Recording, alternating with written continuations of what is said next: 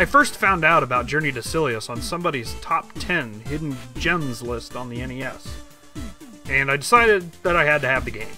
So when I started collecting again, this was one of the first games I picked up, and I wasn't disappointed. It's a really good game, so let's take a look at Journey to Silius.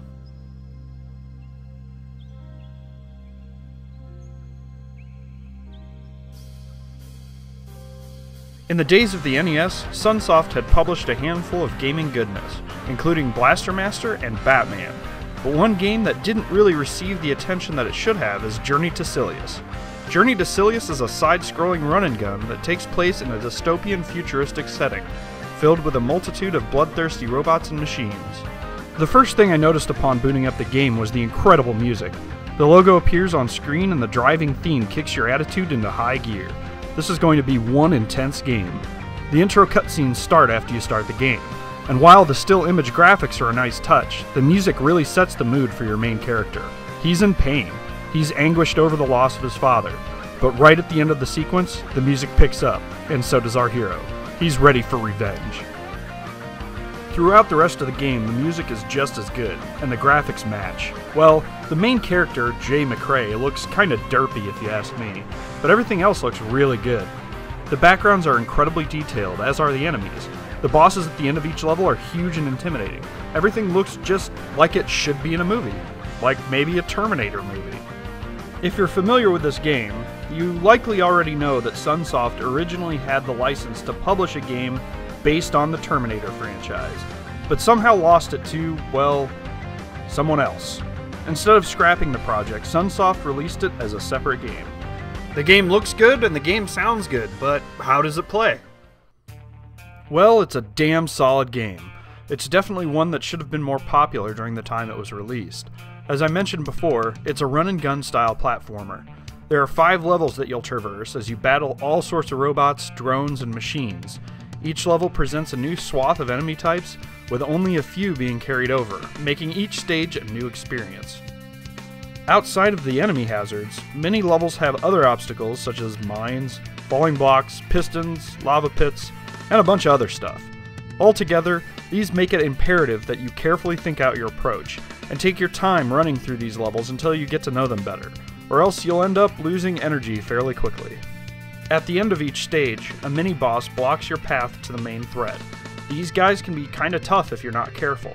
The best approach is usually to pump as much firepower as you can into them before they deal too much damage. After they're defeated, you receive a new weapon. Jay starts the game with a handgun and a shotgun at his disposal, but will also collect a machine gun, a laser gun, a homing missile, and a grenade launcher. All weapons outside the handgun take up weapon energy, which can be replenished by energy capsule drops after beating enemies. These drop pretty often, so if you need to use a weapon to help you get through part of a stage, don't worry too much about running out, though having no weapon energy at the end of a level can hurt your chances with the end boss. These weapons can really help increase your chances against the boss enemies, as well as assist you in traversing each level a bit more easily. There are checkpoints throughout each stage, and a few continues. Life is a commodity, meaning that if you don't protect what energy you have, you'll likely meet the final game over screen, followed by the title. Life capsule drops do happen, but they are incredibly few and far between, so never count on them. It's better to try and avoid getting hit at all costs, leaving as much energy as you can for the mini-boss. Once you beat the mini-boss, any death not resulting in a game over will land you right in front of the main boss again. So as long as you can get to the boss with a life in reserve, you can die and refill your health to take it on. The play control is decent, but not as tight as, say, Mega Man. Jay is a bit slippery and his jump isn't nearly as precise as it could be, resulting in some unfortunate landings. I also noticed that the game wasn't as responsive as I would have liked, with my character not ducking when I tell him to. The game is fairly tough. I've been attempting to beat this since I purchased it a year or two ago, though this was the first time I had tried on consecutive nights until I actually finished it. Level 3 and 4 were particularly frustrating due to enemy placement and those stupid falling platforms.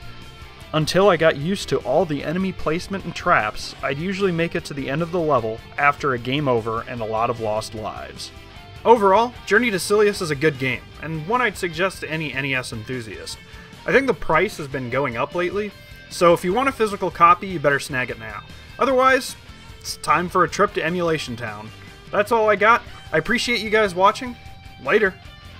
Thanks for watching, and remember to check out the Game Civilization, Nintendo Core Duo, and Baboino for their excellent Journey to Silius covers that they were gracious enough to allow me to use in this video. Make sure to check back next week for another new Brasel the Gamer video.